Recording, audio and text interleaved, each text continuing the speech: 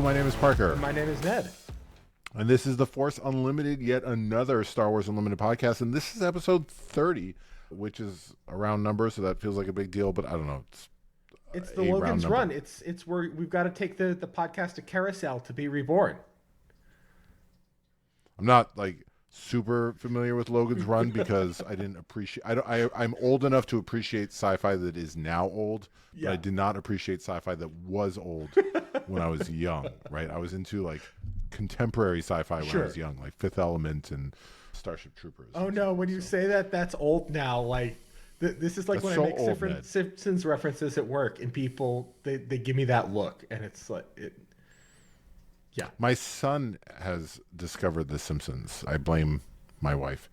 And he adores it, mostly just because one of my favorite moments with him was I took him to see a soccer game, and I remember they were introducing the other team, and all the fans started jangling their keys, start up the bus, right? And the realization in his eyes of like, this is sanctioned rudeness, insulting, like sanctioned rudeness. Like grown-ups are allowing this. We're making fun of these people, and we're not going to get in trouble. Like some light bulb went on his head, and The Simpsons is just that in 22-minute increments. It's like, especially early Simpsons, like it's just not that later Simpsons isn't funny, but I feel like later Simpsons. There's a whole analysis about how like the main character changes from Bart to Homer over like the arc of the show. And like Bart, and you see that in like the first 10 years. At this point, it's well established, but in the early seasons, it's very much Bart, who is again about my son's age. So like, he just is sheer rascaliness of it. But it is fascinating to watch a show that is just so old and having to like pause and just explain not the cultural references. Right. All the cultural references are lost on him. But explain just like concepts like phones with cords and VHS machines and like getting tapes and just like it happens way more often than I thought it would. So anyways, Ned, our last episode was mostly about me. Yes. But before we get into this episode, how have your last 3 weeks been since we recorded an episode? We picked the like wrong week to parent and take a week delay. Oh yeah, no, 110%. It ended, a lot of spicy cards have been spoiled. Lot of exciting stuff has been going on in the school world, and my house has been in chaos mode, and it's going to probably be in chaos mode in increments for a while going forward. But we'll yeah. I don't know. Something's going around Portland. I feel like in 4 weeks, I have not had a single day with like north of 60% office attendance. Not that I'm arguing in favor of RTO, but dear God, everybody's sick. I released a new version of Sweetie Bee 2.0, and it's amazing. That was not fun. By the way, well, thank you. The deck being able to search for cards in the deck builder in a way that doesn't take 3 minutes per card has made my life non-trivially better. Without tooting my own horn, I'm pleased with the trajectory it is on. But the day of the release specifically was rough, in part because of the change is immediately visible. Stability, speed are not necessarily immediately visible. But also, I was rocking like 100-degree fever, and I bring that up because you saw me, Ned. So for those of you who don't remember, I GM a tabletop group that Ned is a member of. And honest to God, right up until 5:30, like 2 hours before game time, I was confident I was going to Barney Stinson it. I wasn't going to be sick. I was just going to get awesome instead. Yeah. Absolutely. I mean, again, 100-degree fever, punchy from days of taking care of a sick family while also being sick. And then trying to do a hobbyist server deploy. It was a rough day, and I remember just like 2 hours beforehand finally acknowledging that I was in no shape to GM. And you saw me, Ned. I feel like I was in pretty. You were in rough shape. You were there in body, but not necessarily there in spirit. I pride myself as being a bit of a chaos monkey as a player. I am a I don't want to say bad player, but I am like, because I'm a change agent, and that can be good. That's good. Like, that's good, right? But also like group dynamics, like we need somebody to move the ball forward.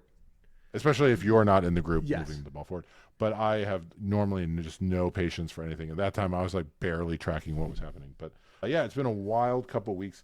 We took the wrong week off because everybody wants to talk about base math, and that is going to be our first segment. But as always, before we do any of our segments, we talk about the game we just played. And Ned, our last episode was mostly about me. This episode is going to be mostly about you. So I think I'm going to do something unusual here, and I'm going to ask myself what I thought about the match we just played. Please, by all means. So I can get some words Why in don't I just ask you about the match so you can talk? Hey, Parker, how was that match that we just played? So we played 2 matches, and we ended on a draw. I was running Poe ECL. I found the deck delightful. Yeah. You were running Asajj and Tarkentown. Yeah. I think like all blue villainy decks, especially any blue-red villainy decks, that deck requires a lot more refinement. There's a lot of it doesn't function as well when it's rough. I have high confidence that the jump to Lightspeed meta will end with a high presence of blue villainy. I think I don't know if it'll be Asajj. I don't think it's going to be Asajj. I think that, my experience there was I had this model built up in my head of, okay, I'm going to get a lot of value out of my units. It's going to be great, and I'm going to be able to ping them and ping you. But the fact that it needs to be in the same arena, and you were playing a heavy space deck, and I was playing I'd say like a 50-50-ish ground deck. I have more ground threats early, and I have more space threats late. But the net of that was I got to activate my ability extremely infrequently. Yeah. Yeah. I honestly, I've been kind of dismissive of Asajj from the moment we saw her. I actually like her, and I want to play her, and she seems like exactly the kind of leader I'd bring to Twin Suns. But at the end of the day, what she wants is big butts who want to get pinged. Yes. And we already have that in Krennic, and Krennic has not. Krennic does fine, and I expect Asajj will similarly do fine. The trade-off with Krennic is you might get that mini raid more than once, whereas Asajj gets to preemptively do that bonus damage. Yeah. By and so forth. But that archetype, the shell of big butts who like being damaged, we've seen, and I don't know that Asajj meaningfully moves the needle.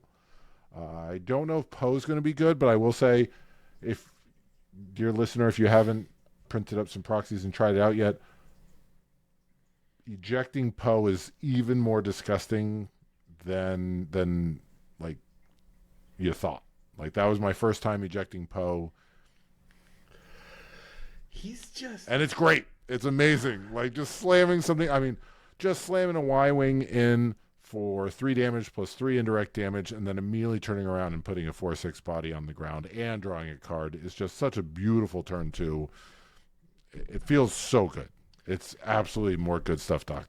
Yeah, there's no turn 2 that's better than that for a more good stuff deck. I was very favorably impressed by Poe. The multi-deploy I think is really interesting, and I think that the multi-deploy leaders that we're seeing, I don't know whether Admiral Trench is going to be good, but Admiral Trench is definitely interesting, and the fact that you get to, with both Poe and Admiral Trench, you get to reuse your leader, that's huge.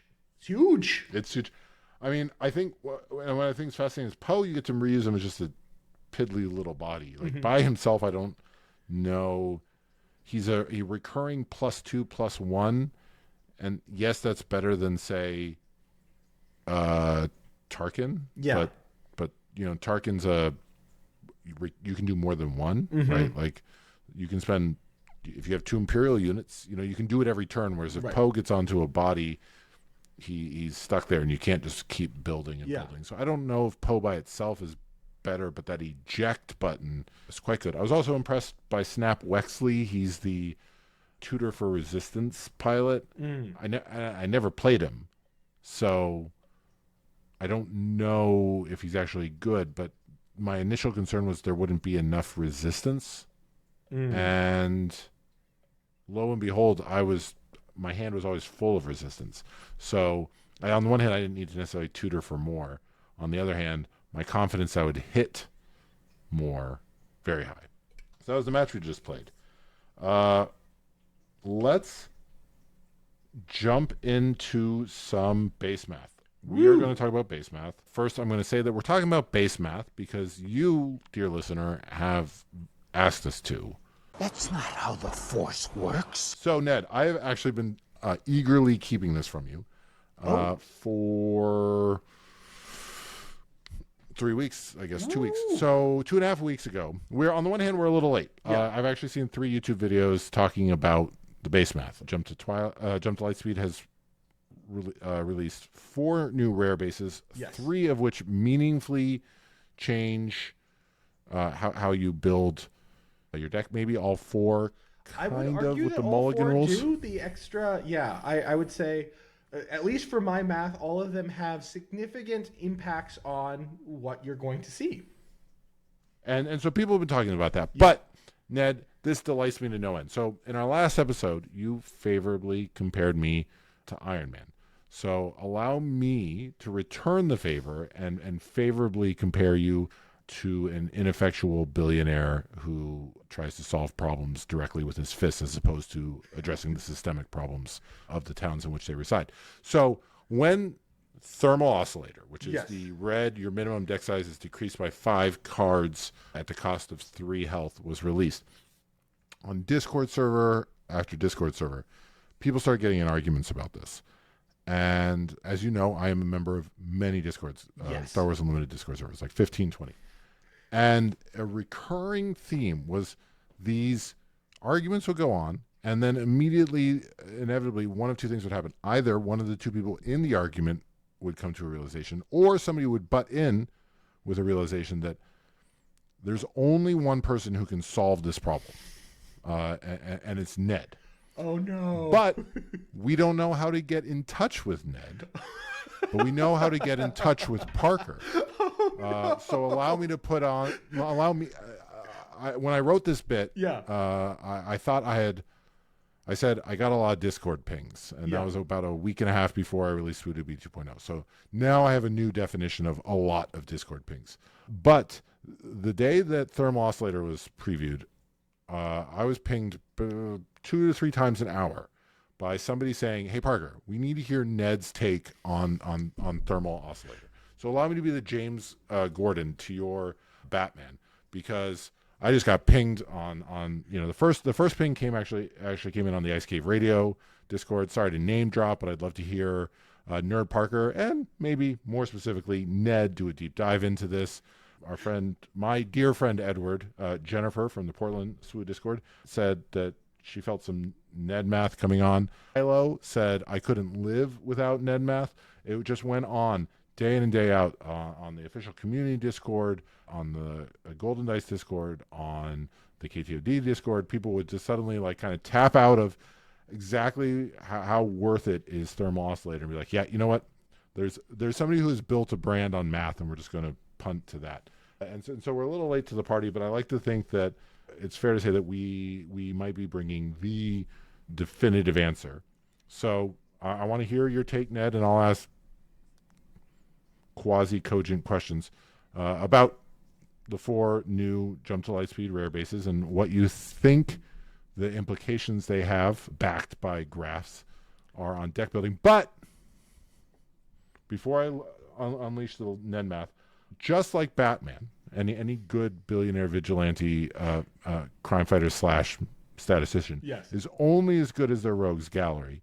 And I'd like to note that Inception immediately responded to some of these by saying Ned Math is a lie. Don't listen to his corporate propaganda. So we've already established some level of villainy and response. Again, Ned Math, like Batman, begets more insanity. Oh, so, 110%. Math begets insanity. I'm not sure if you've ever read the... of course you have the famous Introduction to Statistical Mechanics that goes through a variety of people who study statistical mechanics who have erased their maps, as it were. And now it is our turn. Okay. Yeah. I realize there's one dear listener out there who is cackling in their car. Nobody got that, Ned, except for you and one other person. But they will listen to the next 30 episodes of the show because audio of that problems joke. to completely ignore it. All right. So, all right. So pick which rare base do we want to talk about first? So let's talk about let's go in the order that I have in the graph. So that goes green, red, blue, and yellow. Okay, so green is my favorite, Data Vault. That's the one that bumps your minimum deck size by 10 to 60 in return for giving you 3 additional health at 33. And I posted a meme on Blue Sky. This thing is like the Timmy. This is pure Timmy base because like any true Timmy is already just trying to jam as many good cards into their deck. So you're just getting 3 extra health. I mean, like it's this free. is not. There's no cards, downside for this Timmys. Free. Yeah. No. Yeah. Right. Exactly. Right. You're already at 60, struggling to figure out which go in the sideboard. Don't do the sideboard. Just jam them all in there and get 3 health. I love it. This card. I'm gonna rock this card nonstop. So there is a non-trivial cost to your likelihood of finding your 1 and 2 ofs by including it. So the way that I did this analysis was I assumed that you have a class of cards, and for that class of cards you either have 1 copy, you have 3 copies, or you have 12 copies of that card. And before you say, Ned, 12 copies, how do you do that? That is a class of cards. So for example, things that you can play on turn 1 might be a class of cards, right? And I think we're all tracking. Yeah. Anybody who's with us by episode 30, Ned, is tracking that. Yeah, we're looking for like turn 2 plays. We're looking for heroism. We're looking to trigger whatever. So we're looking, not just 1. You're looking for a card that meets some threshold category, criteria, right? And the classic is turn 1. Yes, and so because what is it? I believe it was Banana Crapshoot from Space Arena Ground Arena who coined the very initial and oft ignored, but I think really strong rule of thumb for beginning players, which is 12 turn 1s, 12 space, and 12 event. 12 space is just gone. Like that rule doesn't work anymore with jump to Lightspeed. But the idea is in a 50 card deck, you want like easily 11 to 14 turn 1 plays. So to finish the rules about this, the idea is that you're going to take a mulligan if you have no card that meets the class, if possible. And the if possible here is important for reasons that we will get into later, spoiler alert. But the idea is, given these constraints, what are your odds of getting a particular card? And you can see here on this chart, I've got 4 lines, 1 for each of the bases, and we'll talk about the other bases when we get to there. But you'll notice that the green base tends to be down near the bottom. And that's because you have a larger deck. And so particularly when you have small categories of card, your odds of drawing it go down. That's the way that the math works. That said, the implications for your turn 1 plays, like, so for example, we're talking about how many turn 1 plays do you need? The rule of thumb that we had was 11 to 12, depending on your deck. And that's assuming that you always want a turn 1 play. If you want to have a more than 95% chance of having a turn 1 play with the green base, that means you need to include 13 turn 1 plays as opposed to 11-ish, 11 to 12 for a standard size of base. So mostly what the impacts of this base are that you are much less likely to draw cards that you have fewer copies of. So you'll notice that compared to the black line, which is the standard, you're dropping about 5 percentage points in your likelihood to get a particular card, which, is not great. Moving to the like 3 cards there, you're dropping about 10 percentage points. When you're moving to cards that you have 12 of, you're not dropping that many percentage points. You're dropping maybe 3 to 4 percentage points for turn 1. But this also assumes you're keeping track, whereas like as opposed to 10 cards, if you're adding 10 cards to your base or to your deck, I mean, you can make some of those can be turn 1 plays, right? Like you can keep the same spread. Yes. No, absolutely. This is also, I think, a good time to address something that's come up that I've seen people talk about and that I had a take on was, if you'll remember back in the hazy days of episode, I think 26, we had a listener who had a question about running more than 50 cards in their deck. And I said, under some circumstances, it makes sense. And people had some pretty hot takes, which is, you're getting rewarded here with additional base health for doing that. So obviously you ought not to do that. And my take on this is generally you should not. You should almost always run the minimum number. But in the specific case, and I want to reiterate these, in the specific case that you are running a control deck that draws a lot of cards, you are playing against a significant number of control decks, and you want to avoid decking out, and you're not running restock, under that set of circumstances, it absolutely makes sense. That's like a pretty tight set of circumstances, but that was precisely the set of circumstances that our listener was asking about. And right, yeah, and it's a good thing. I mean, green and blue tend to feature prominently in a lot of control lists, one or the other. So for the green deck to give you 10 more cards, like there is a control deck out there, and that is running the vanilla base. Yeah. Right? Like there is a control deck that is running the vanilla base, and there is a control deck that anticipates running into a number of other control decks. Yep. And under these this suddenly gets a lot more appealing for actual competitive play. Right. And then the question is like, is the 3 health worth it? That's not a question that I can answer, right? Like it's going to come down to is the fact that you are less likely to draw certain cards, like is the fact that you're 5 to 10 percentage points less likely to draw specific cards on specific turns a bet cost worth 3 base health? I don't know. Well, Ned, I'm actually curious, and something that I'd like to revisit during Secrets of Power. Yeah. When we do the Ned Math episode on Secrets of Power. Yeah. So put a pin in it for 8 months. Mm-hmm. What is I'd be curious to see what the Ned Math difference. I almost said differential, but I assume that's a term of art. That is a term of art. Ned Math difference between like the average spread of Ned Math between cards, right? Like if I'm describing that correctly, like in Spark of Rebellion, if you were to rank all cards and how they did like Ned Math wise, what's the difference between the predicted value and the actual value in a way that you can maybe let's pretend that every card has a value. We're freezing our opponent, right? Let's freeze our opponent. All cards have a value between 1 and 10 against this opponent, or like 1 and 100, or whatever gradation that you want to use. You draw a random hand. The quality of your hand is determined by the sum or the product or some other operation on those cards. And you want to know if I'm adding 10 more cards, and these 10 more cards, by definition, if I know exactly what my opponent is and I am perfect at card evaluation, I'm adding the 10 next best cards. So given that situation, what is the expected loss in hand quality under some hand evaluation metric? Right. Yeah. Well, I have to assume that as the card pool grows larger, that cost goes down. That's correct.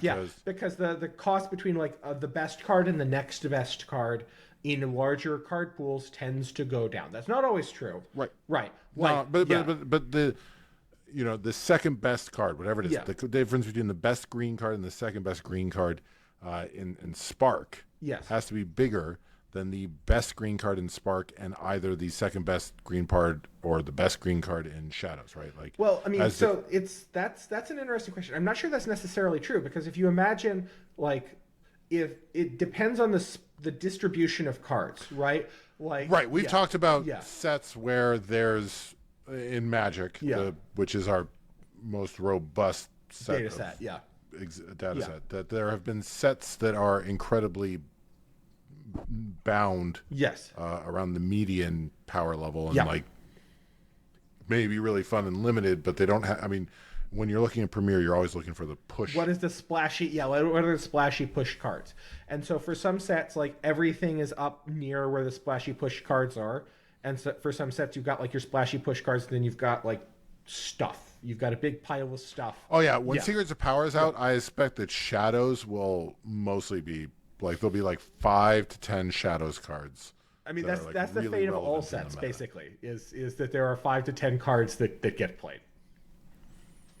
Fair enough. Fair enough. I mean, I guess, if you're running 50 or 60, if you're me, 50 cards, and you have 6 sets to pick from, you're getting less than 10 cards allotted to each set. So you're given color pairs. So, okay.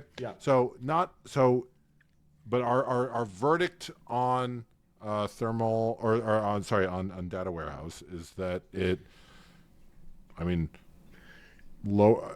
obvious, right? We're doing it. right? It was you can look at requested these we graphs, do the and Ned Math. I'll publish the code, and you can calculate exactly how much it hurts your odds of drawing a particular card or class of cards.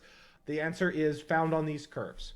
But the green base does not exist in isolation. Let's talk about its obverse counterpart, the red base, where Yes. Okay. Thermal oscillator, which Yes. is for the oldest, angriest subset of the Star Wars community, which hopefully most don't listen to the show. That happened in the sequel trilogies. So the thermal oscillator is from the J.J. Abrams movies.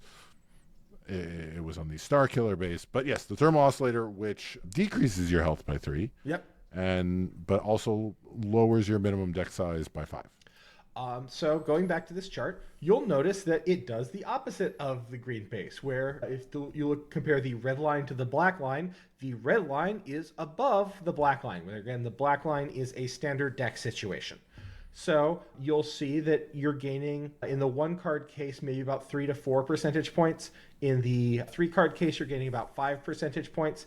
And you're gaining a pretty negligible, like maybe a percentage point on turn 1 to draw a particular card if you have 12 copies. Going back to the number of turn 1 plays, if your deck size is 45, then if you have a greater than 95% chance of drawing a turn 1 play, you need to have at least 10. So you can, of the 5 cards that you have to cut, one of them, or perhaps 2 of them, can be turn 1 plays. Which is interesting because then do you feel like this kind of a 45 card deck lends itself to an aggro or a control, right? Because an aggro is going to be running a million turn 1 plays anyway. Right. Because their turn 3 is just 3 turn 1s. So, I mean, I'm a couple of minds about this, right? Like the advantage in an aggro deck, typically, your card quality is lower than a comparable mid-range or control deck. And the reason why your card quality is lower is because you're playing a bunch of cheap poopers, right? And your cheap poopers are going to generally have a pretty low card quality in a vacuum. And so that tends to also be the case that going back to that idea of like your hand being the sum of the cards in it, the cards in an aggro deck in like pure, this very theoretical perspective, they tend to be closer together than in a control or a mid-range deck. But that could just goes to the sense that you're essentially working with a smaller card pool. Yes. Because right, like in the sense that you're not looking at anything that costs more than 5 or 6. That right. Card pool doesn't exist to you, but you still have to flesh out a full deck. Right, and so there your advantage of having a smaller deck, the benefit of drawing any specific card is lower because all your cards are kind of closer together in quality. I will say that for the aggro decks that actually exist, so let's talk about like Django Tarkin Town, right? So that's an aggro deck that I know well, and so I can make specific claims about. I would say that the delta between like the P38 and your cartel spacer is pretty high. I would much rather have one of them over the other. And the number of games that I have like bobbled or had severe drawbacks from not hitting what I wanted on a Zero Dark Raid or Triple Dark Raid. Why do I always, because it's Zero Dark 30, because that stupid movie. Triple Dark Raid. Yeah, right, yeah. Triple Dark Raid. Yeah. People know what you're talking about. Yeah. ZDR. Yeah. That like having a smaller deck means that you are more likely to hit the specific cards that you want to with that. Also in an aggro deck, your base health matters less, right? Like that's not always the case, but in a classic sort of aggro versus control matchup, your base health is valued at essentially 0 because there's not going to be a point at which you are racing the control player outside of very edge circumstances. Either you kill the control player or you do not, and then they take over, and it doesn't matter how much damage is on your base. I have seen in SWU that is not necessarily the case, is that, playing aggro decks, very frequently it comes down to a race, and having 2 or 3 extra base health can prove very significant in your ability to win the game. So for my take about where this fits in, I actually don't see this being in an aggro deck. And the main reason for that is basically Tarkin Town, right? Like Tarkin Town provides such a huge value, and because in an aggro deck, most of what you're doing is you're playing on the board. Like increasing the average quality of your draws is nice, but would I rather be able to nuke a unit or increase the average quality of my draws? In an aggro deck, it's generally nuke a unit. Where I think this comes, well, and that's because in aggro, your goal is to just hit the base as quickly as possible for as much as possible. Yes. And any unit or any player any deck that's going slower than you. Yes.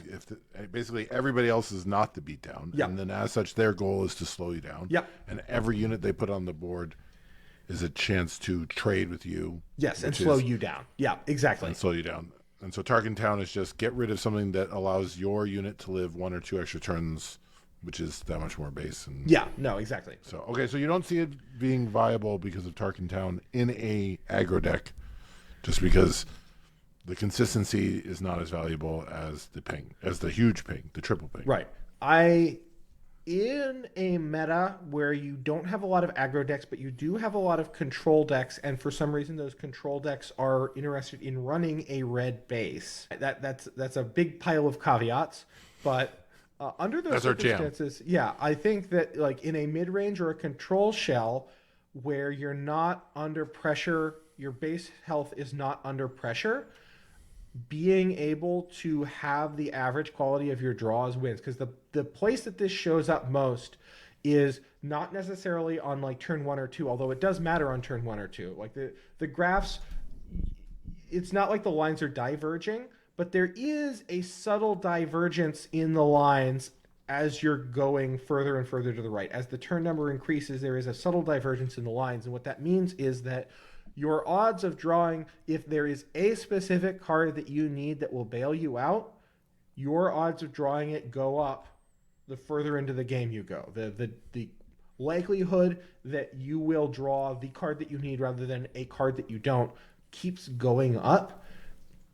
And yes, you do have a smaller deck size, so that means that you will deck first, but in circumstances where you're like bumping mid-range decks against each other and there's not a lot of like on-board action, I could definitely see a home for it.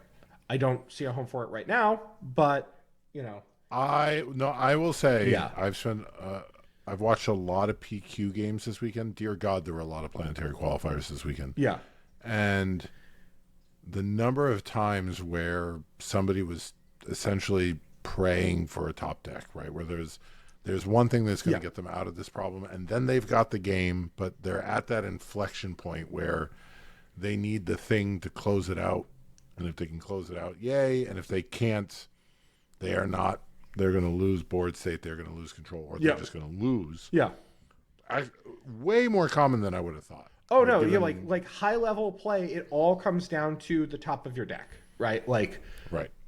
You can get a lot of advantage, and once you get to that upper level, like the upper level of play, there's this huge skill gain that you can make where you don't rely on luck. You don't want to rely on luck. But when it comes down to like the last couple of games, particularly if you're not just trying to make top cut, but you're trying to win top cut, you need a healthy dose of luck as well. And what the red base is doing is it's essentially helping you to get that luck.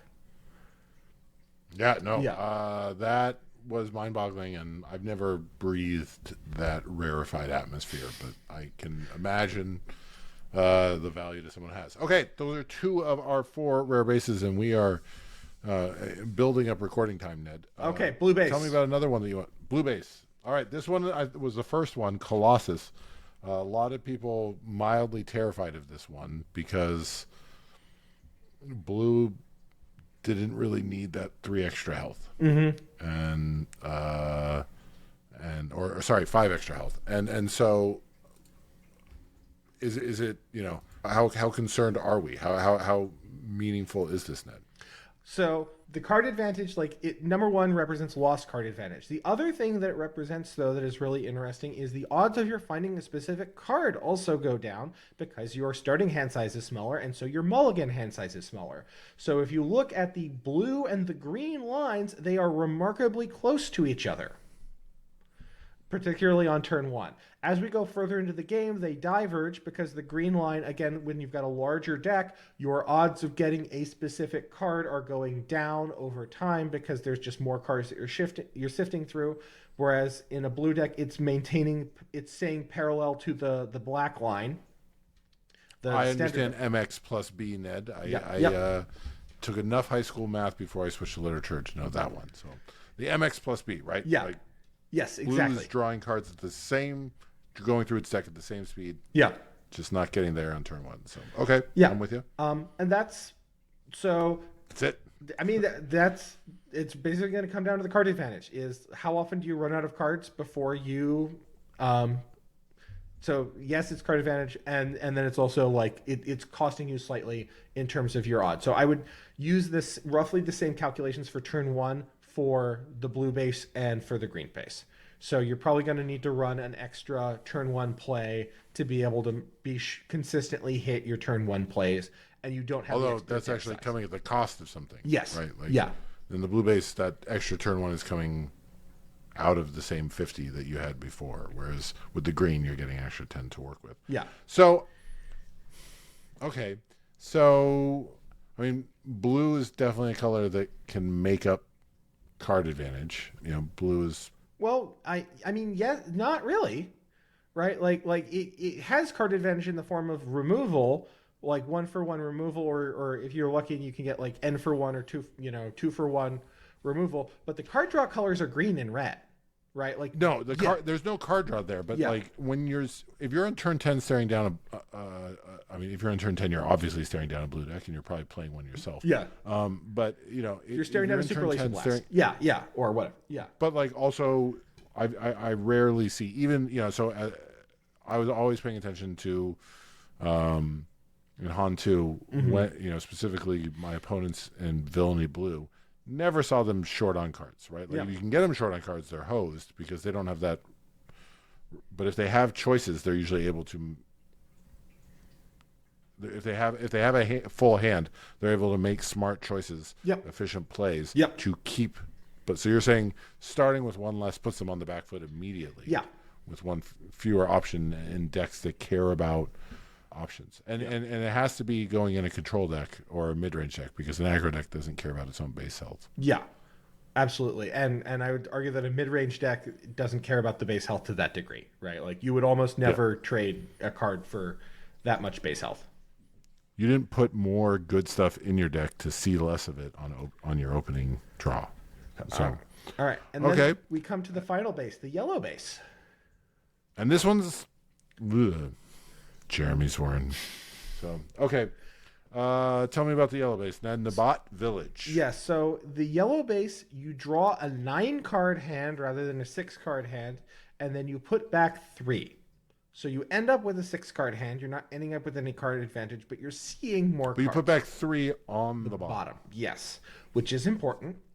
And you're not allowed to take any mulligans. So my analysis, where I'm assuming that you know what a specific card that you're mulliganing for, and therefore you are mulliganing it, it is bad from that standpoint, right? And the reason why is if you're mulliganing, so if your first 6 cards doesn't hit, you throw that away and you draw another 6 cards. So you're seeing 12 cards. 12 cards is more than 9 cards, right? Right, but that's not what Nabat Village is. Like, and this is us working this out. You already know the answer, Ned, as both the TCG veteran and the statistician.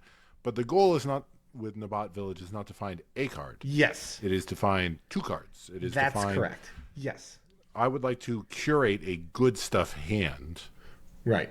And so having a full suite of 9 to choose from as opposed to 6 and 6 is more with which to curate. Yes. I don't feel like at present there are the synergy between cards is strong enough that getting 2 specific cards is that much stronger. You know, if there is a 2-card combo deck, or if there is like a 2-card interaction, not like necessarily a combo deck, where a combo deck, there's this implication that it wins you the game. But if there's some very strong 2-card interaction that you really want to see, then there's the case for that. I think there's another case for that for a lot of players who are not disciplined. And what I mean is the number of times that I have said, good enough, and not thrown back a hand is larger than I care to admit. And I'll tell you, audience, it happens at least once pretty much every night that Ned and I record this show. So it's happened at least 30 times. I will go on record as saying I've heard it happen at least 30 times. And the bot village, like, you don't get to mulligan, but you have to mulligan, right? Like it forces you to half mulligan your hands. And so if I think of it just as like, as opposed to making the decision, do I want to mulligan, yes or no, and then what do I resource? Yeah. Right? Because half of the question of mulliganing is not only is this 4 good cards, but are these cards I want? 2 of these have to be resourced, and often you will find 4 great cards, like where you have 4 fantastic cards, but you have a 2 of in your deck, and they're both in your opening hand, and you're like, well, I really don't want to resource 2 Lukes, so I'm tossing this back because I really just don't want to go into this game knowing I don't have Luke in my deck. This essentially removes the mulligan decision, but makes the resource decision happen twice, where you get your 9, and so as opposed to gambling, it's okay, what am I cutting that I will get to see, and then what am I cutting that I won't get to see? But will get to see, like, the bottom of your deck is real far away. Like, unless you are doing some search and shuffle effects, the bottom of your deck is effectively on the moon. Yeah, that's fair. Yeah. I was like, I feel like I've gone to the bottom of my deck a number of times in non-control decks, but it's always in like Vader with a lot of tutoring where you're just like shuffling through 10 card searches. And yes. I don't think we're in a world yet where there's a Vader yellow deck that is terribly compelling. Like a Vader yellow, and all the searching for Vader outside of Vader himself is in green, so you can't be running Vader and green and yellow. But there's a tutor green yellow deck. There's one out there. Somebody's got it cooking. So the kind of like off the cuff analysis that I have for Nabat Village is, number 1, probably I'm not over the moon about it, right? Like, it's not doing a lot. It's hurting your average hand quality if you are a perfect mulliganer. But if you're not a perfect mulliganer, then it helps because it's essentially forcing you to take more mulligans. It does increase the likelihood that you're going to see, combinations of cards if there are specific interactions that you're looking for. And then the last thing is just looking at the opportunity cost, right? Like, if you're running a yellow base, the yellow rare bases up until now have been maybe less impactful than like ECL or Turkentown. Oh, so you're saying the opportunity cost is a little less. Like, the opportunity cost is a little less, right? So if you're going to be running a base to and you're willing to pay a little bit of base health to maybe see things, I could see an argument for it. But in general, I would recommend against it for people who are just looking to increase the average quality of their hands. I would recommend that. So I think that's worth noting. Yeah. Not from a competitive standpoint, but we're not a competitive podcast, is the impact some of these have, specifically Colossus and Data Vault, on Twin Suns, right? In that the winner of the Twin Suns game is Twin Suns change. Ned, Matt, your health is no longer just currency in Twin Suns. The winner is the person with the most health. So starting with 33 or 35 is big, right? And similarly, like, drawing 1 less card for 5 health in Twin Suns. In Twin Suns, it just makes you less of a target, which is your goal, right? Like, running garbage leaders in Twin Suns is a powerful ability. It is that pre-politicking of saying, like, this is a purely thematic deck. I believe. I'm here to have fun, guys. Yeah, I'm here to have fun. Survivor. The now antiquated Magic terminology is my deck is a 3. Is that like, if I'm running Asajj and and Admiral Thrawn V1 from Spark of Rebellion. It's this wild double yellow villainy deck. Like, hold on to your butts. Like, that immediately puts you less targeting back. So drawing 1 fewer cards and only having a 5-card opening hand, that says you're a problem people can deal with later. You have fewer things to answer. Similarly, if you're at an 80-card singleton deck, you're already like dropping below some curve in terms of Ned Math hand quality. Yeah. What is 10 more cards, right? Like, when you're at 80 singletons, 90 singletons is not, I feel like, moving the needle as much as having 3 health. Because again, if you can just keep up with other people, now you win because you have more base health. Everybody has to do a little bit more damage to you. So I'm very fascinated to watch Colossus and Data Vault play out in Twin Suns because I think they are actually incredibly compelling Twin Sun spaces. I think similarly, like Thermal Oscillator, like losing 3 health to shave 5 cards off of an 80 card deck, 75 singleton deck, like that card's dead in Twin Suns. Nabat Village, though, actually, I think 3 health hurts, but a 9 card opening hand in a singleton game suddenly changes. I think that meaningfully changes the math where you're like trying to curate some sort of combo or something to synergize with your 2 leaders. Like I think 3 of these bases actually get ask some very interesting Twin Suns questions in a way that the Twilight rare bases with the leader deploying didn't. Like they're compelling, but 26 health, get 2 free droids twice instead of once is right. But some of these, I think, man, like absolutely living for Colossus and Data Vault in Twin Suns games because Twin Suns is the Timmy format, right? Like it's the so. All right, Ned, we have one more question we have to answer, which is, what is your name? My name is Monday. My name is Monday. I'm a mathematician. You may have realized that I like to run linear regressions, and I like to run linear regressions because they're comforting. They're like a warm little friend that I can always Is you say me hi to. or is you dear listener? You is me. Oh, okay. You said you may have realized, and I was like, Well, I guess that's also dear listener, or anybody. Okay. Yeah. Okay. But I love Schmineer regression. Yeah. That's my favorite. So okay. So I assume you've done it again because I've done it again because these are wild times and we could use some comfort. Exactly. So I just want to say this is one of my dearest friends in the world, dear listener, who looks around at the state of the world and is like, I'm gonna go run some linear regression. That's my blanket. So yeah. All right. Well, what have you got for us, Ned? Because maybe we could all use a little. So the TWY solves. cards I went through.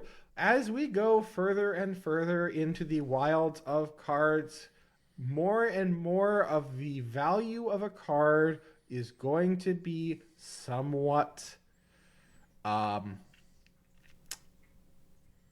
fuzzy. We're trying to figure out exactly how many bonus stats, how often a card triggers, what the thing is. In general, it's hard to know. I try to assume a reasonable best case scenario. So an example of this is going back to the wilds of Spark of Rebellion. How many other units do you expect to see with Tarkin or with Veers or Dodonna?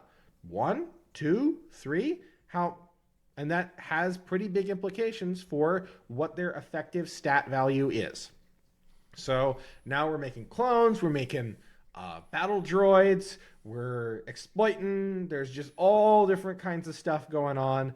And so I did my best to assign things. You'll know when we get to the... So you're alluding to the fact that Ned Math is on the one hand not quantifying the reality of the world Correct. we live in. Ned Math is quantifying the subset of the words on cards that we can then turn into math and Yes. run models against. Yes. But there is, to borrow Ned's word, zhuzhing Yes. that goes on where we have to acknowledge certain truths that was it 97th Legion, the essentially XX. Yes. Like that, its stats are 0-0, but they're not 0-0. No. Barring some crazy cheating, they're coming out at least 7-7. Exactly. So that's the simplest and easiest zhuzh, is that you set that at 7-7 Yep. or more. Yep. And this is the good faith effort Ned goes through and makes a prism between modelable reality and actual, makes reality a little bit more modelable, mapped to what the math says. The card says it's a 0-0. We all know reality says it's not a 0-0. Yeah. And we have to take that into account.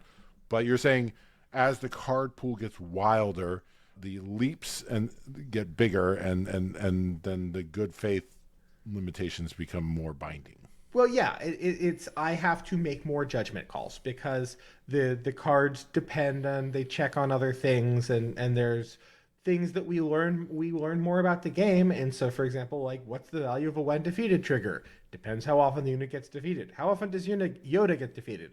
Basically every time. How often does ATTE Vanguard get defeated? Boy, that's a question that I've wrestled with. I'm not sure I'm happy with the answer, but but the answer is transparent. So Yeah. like don't GitHub don't at us if you question Ned. Just get in there with actual answers because Ned would love a peer review of 110%. If you have different opinions, please, I would love to hear them. So I ran the linear regression using the cards all the way through TWI. Again, this is considering just units, and I got some interesting results. The first thing I'm going to talk about is no longer do we have a quadratic term in cost. The best fit now has a pure linear cost term. What that means is before, cheap units and expensive units, you couldn't fit like a straight line to them. The line had to have a little bit of a bend to it in order to fit well. Now the best fit is a straight line with cost and then having other things adjust the value up and down. So that's interesting. That makes sense to me that they're probably either a linear or a quadratic. Both make sense, arguably. I think a linear is fine. Is this because you've had more things to account for the deviation and the bend? Yeah. And I think also just like the number of when we look at how Fantasy Flight, how the devs are costing cards, because this is essentially what we're doing, is we're not saying how good cards are. We're saying how do the devs think that the cards are costed, right? Well, and specifically, the devs have a mandate to make bad cards. Yes. Right? For limited and also just to flesh out the natural corners. Yeah. Like you talk about topography, but I think of it as a little bit also as just like for them, there's a coloring in the box. Yes. Right? And so Spark of Rebellion, we only got to see a little, it's that first pass of a little kid scribble as opposed to the bored teenager who literally goes and fills in the page.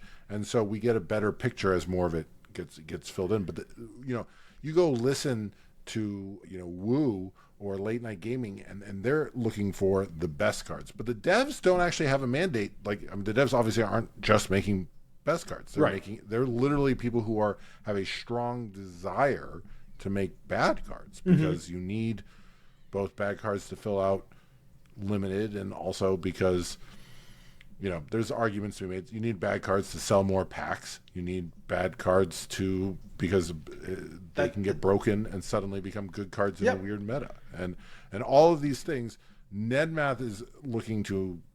You're trying to encapsulate all of that. Yes. And so as they color in more and more of the picture, there's more and more of those. I'm better able to guess the areas that are not colored in, what color they should be. Right. That's essentially They start drawing a picture, and then I'm trying to fill in the lines that are not drawn so that when the picture gets extended, can we guess what the other parts of the picture are going to look like? Yeah. You're in the cave, and as the brighter the fire gets, the people with the shadows in the back. Yeah, no, exactly. Yes. Precisely. Right. Yeah. You don't have access. Only Danny and Tyler and MJ have access to the true reality. Ideal. Yes, that's correct. Right, but you are getting a better and better picture of true reality. So, okay, the model has. I want to kind of cut to the chase. Yes. The model has gotten better at mapping reality, but have you? So the previous two times we've done Ned Math. The first Ned Math, this is what you could quantify. Yep. This is things that you couldn't. We made some developments with shadows. Yes. Where there were new variables that we could account for. Do we have new variables in Twilight? We have 2 new variables and 1 lost variable. So the 2 new variables, uniqueness is on the borderline. So unique, again, Ned Math, I'm trying to relate cost to the unit's total adjusted stats, where total adjusted stats is essentially HP plus 6/5 power. So power is slightly more than 1. And then I'm adding in other hidden power. So if it's making experience tokens, if it's giving attack bonuses, if it's giving HP bonuses, if it's making additional bodies, whatever it's doing, I'm counting that in as part of the unit stats. And that's not completely correct, but it's correct enough. And then so this is the idea of for a given power, we should have this much stuff on the keyword. Yes. And then from this, you can kind of work backwards and figure out the devs are valuing things at a certain amount. The one that has been now twice, kind of perfectly encapsulated is that you very early on said the devs felt space was worth one hit point. HP. Yep. Regardless of whether competitively that's true. Yes. That was what you were saying the devs were pricing it at. Yep. And then we got Cell Block Guard into Black Sun Mercenary in set 1 to set 2. And now in set 2 we also got Battlefield Marine, and now in set 4 we're getting Phoenix Vanguard, the vanilla 3/3 for 2 in at this point both green heroism, both running rebel traits, right? Like very 3/3 in ground is 3/2 in space for 2. So this is you trying to map that. What do the devs think certain keywords are worth? Yep. What can you buy? But this then doesn't value things that we can't quantify. Yes, exactly. So like ramp, for example, is not quantified because there's just not enough units with that ability. So the new additions, uniqueness is right on the edge. Uniqueness is worth. You mean right on the edge of being statistically significant? It's right on the edge. It's slightly. It is speculative. It is not perfectly within the bounds of significance for my fit, but it's good enough that I'm willing to include. I'm willing to talk to it. And I mean, we see that, yes. right? That uniqueness bumps a card up a little bit. The answer is a little bit. Uniqueness is worth about 2 points of rarity, where a point of rarity is moving from like common to uncommon or uncommon to rare. So, is that taking into account the fact that uniqueness can't occur at common? That is not. That is what's called multicollinearity, and this is basically these two features are going to kind of borrow from each other a little bit, which is not great, but. So the model currently, by the nature just of math and the amount of time you're willing to spend on this, kind of ignores the fact that uniqueness can occur at common. Yes. Okay.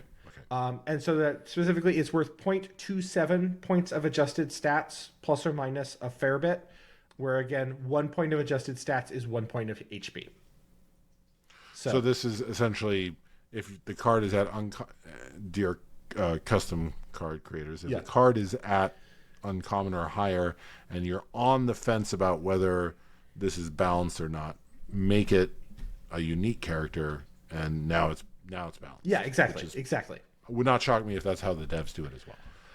Having a bounty, again, I can't quantify different types of bounty because there are so many different types of bounty, and linear regression does not support that. But having a bounty is worth about 1 3/4 stat point. We've talked about that before. And that's just an average bounty. Yeah. Is worth 1 3. Yeah. So. Some are reading all your resources is a bad bounty. That would be a bad bounty. In this model. Yeah. This is in the model. This is worth just bounty. Yeah. But the other new keyword that we've added is exploit. And having exploit on your card costs you about 1 HP. And this is very well supported. So the same card versus the same card with exploit will cost an HP. And exploit is a linear keyword in the same way that other keywords are. So like exploit 2, exploit 3, so on. That counts multiple times. That's fascinating to hear, because I believe Tyler said that, I think it was Tyler, and I'm dredging this, and get at us in the comments, and by us I mean Ned, if I'm wrong, but that they had priced exploit at being worth 2 more. So they had said that a 5 cost unit, just by virtue of having exploit, now made it a 7 cost unit, with the assumption that you'd be sacking at least 1 to be on rate. And then so that's slightly, yeah. So 2, which feels more expensive than 1 HP. Yes, that's correct. So that's an interesting result. I was going to say mildly interesting, because that feels like a very real discrepancy in that if it's priced the way you're saying it is, then I can see why exploit isn't actually that competitive. That tracks more to reality, because being worth 1 HP feels like a rounding error, but it requires you to sack a lot of units and so forth. But they're pricing it a lot higher, which maybe goes to the fact that it's not competitive. That the model shows here's how good it actually is, and in their internal testing they found. So that actually now makes a lot more sense, becomes way more interesting. Yeah, I'm going to go on the record and say you cracked it, Ned. Ned Math has shown why exploit, outside of some weird, cute cases, Nalase into Providence on turn 3. I saw that go down in a couple of showdowns. Is pretty delightful, but is not super competitive exploit. So you've cracked it, Ned. All right. So the one friend that is leaving us, unfortunately, is Restore. When you say leaving us, you mean that I could not find a statistically significant value for Restore. And part of this is because Restore is a linear keyword with a very tight range. Where we see Restore 1, 2, and 3, we do not see Restore beyond that. Basically. Okay. But we see exploit up to 4. Yeah. This also just has to do, I don't know exactly why the model is failing to find Restore. I suspect that there might be some issues with conditional restores, where there's, I think, a fair few conditional restores.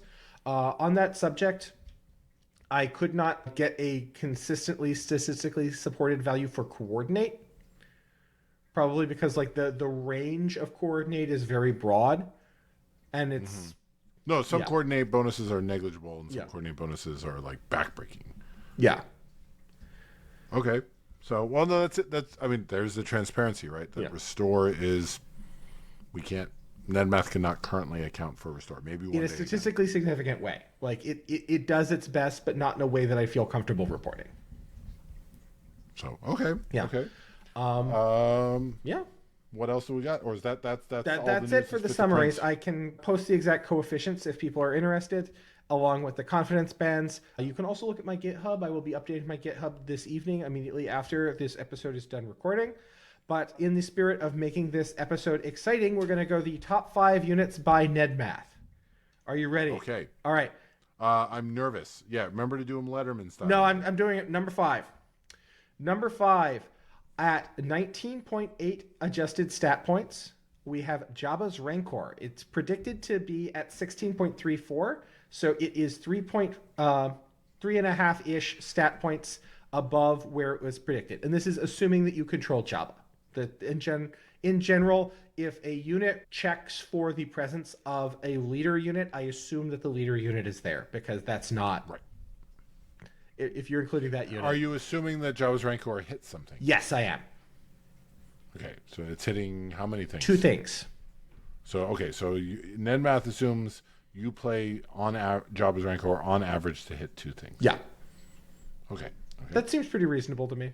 Yeah, no. Yeah. That seems a perfectly average scenario where you would want to play it on that late, turn 8. Number 4, the card that I turn to most often as my theoretical answer to control decks that doesn't actually perform for me, Crate Dragon. Crate Dragon at 22.0 points of adjusted stats with an expectation of 18 points of adjusted stats for about 4 points. That's because you're budgeting a Vanquish? Yes. I'm assuming that it is getting vanquished and dealing 5 damage to your opponent. Yeah.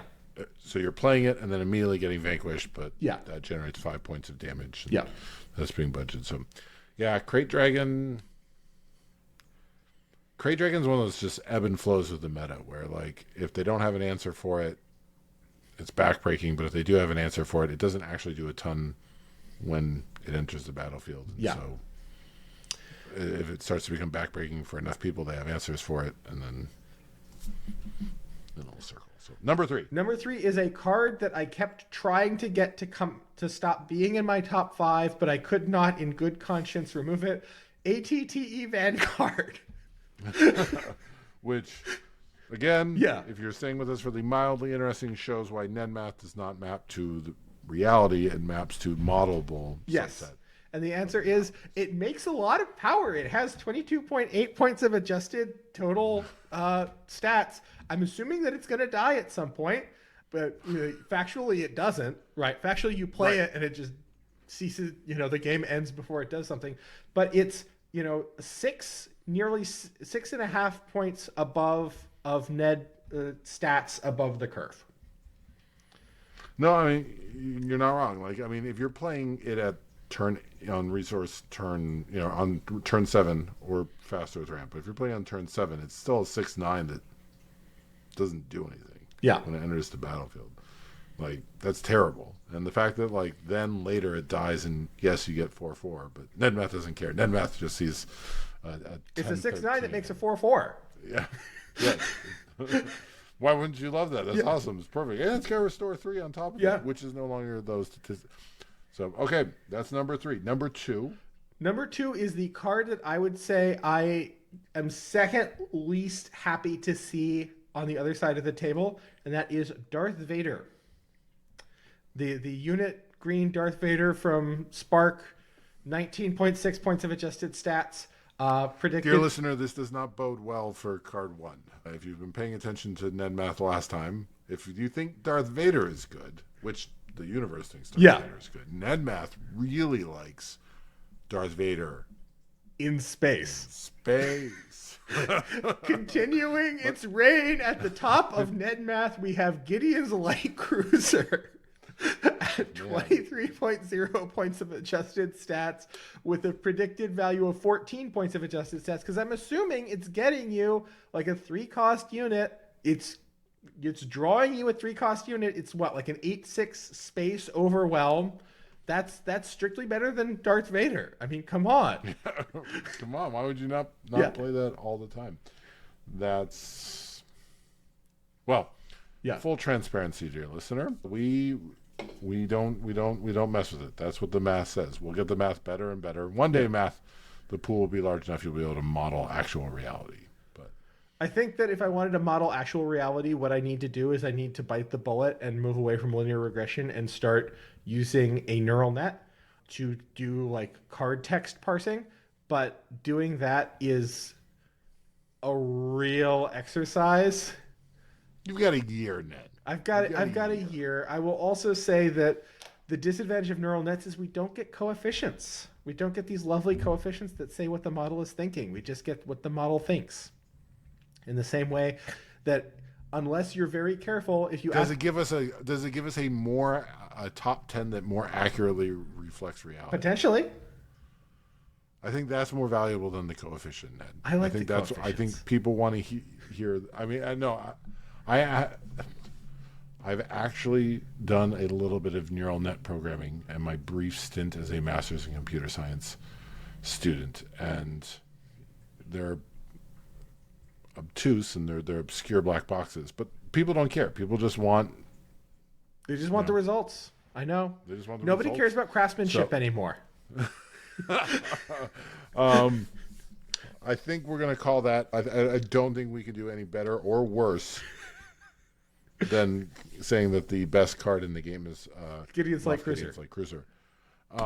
Just wait till it's any day now, Parker.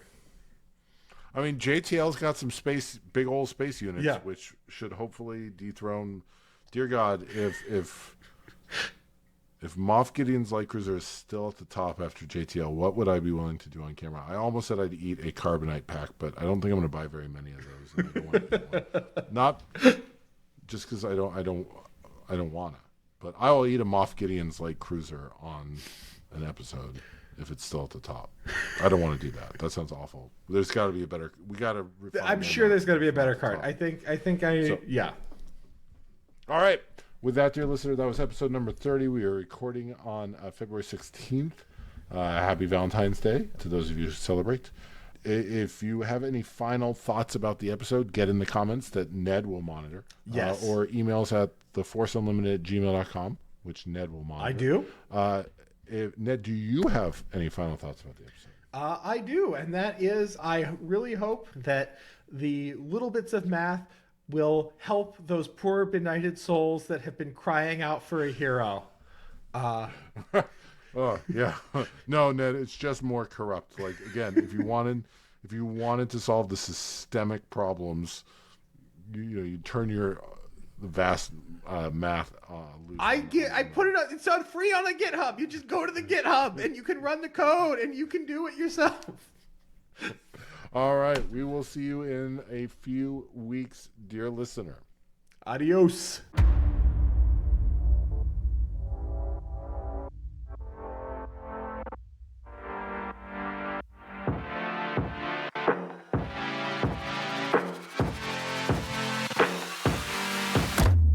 Do do do do do do do do.